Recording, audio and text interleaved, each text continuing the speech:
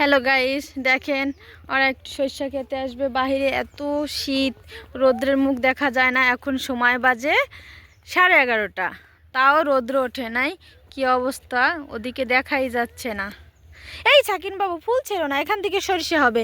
আপনারা কে কে সরিষা, এই দেখেন সরিষা হইতেছে। এই যে এগুলো সরিষা। বাবা ছেড়ে না, চাচু বকা দিবে। আসো আসো। এই যে কলই শাক, এগুলো এখন পর্যন্ত বড় হয় নাই, তাও খেতে চেয়েছি। শাশুড়ি নিয়ে একটু ভাজি করেছে কালকে। এই যে ছোট ছোট হইতেছে, অনেক সুন্দর এই যে শাকগুলা। দেখেন ওদের নিয়ে আসলে কি অবস্থা হয়, ক্ষেতের ভিতর ঢুকে গেছে। এগুলা যদি দেখে তো আর চাচ্চু তোমাকে একদম বকা দিবে।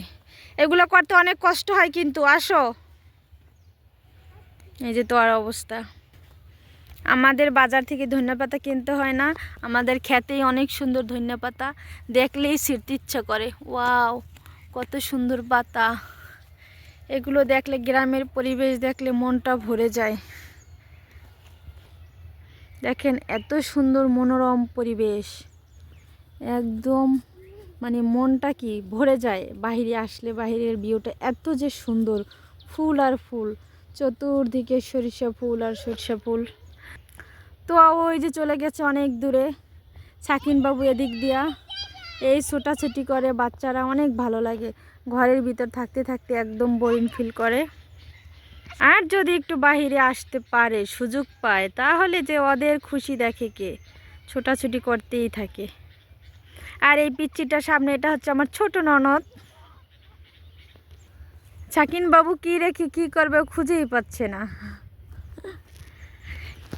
এই যে কানে ফুল দিচ্ছে, দুই সুন্দরীর, আমাদের দুইটা পরি। এটা হচ্ছে আমার ছোট ননদ, এই যে আমার চাচা শ্বশুরের মেয়ে।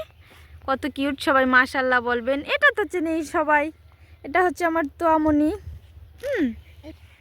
এটা হচ্ছে আমার ছাকিন বাবু।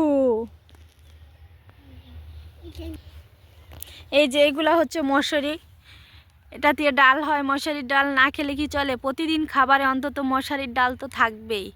এটা হচ্ছে মশারি গাছ, এখন পর্যন্ত ফুল আসে নাই, ছোট।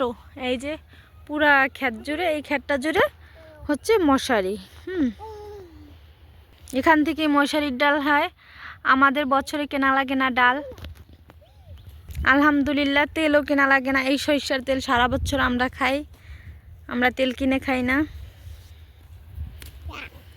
আজকের মতো এই পর্যন্তই। ভালো থাকবেন, সুস্থ থাকবেন, আল্লাহ হাফেজ।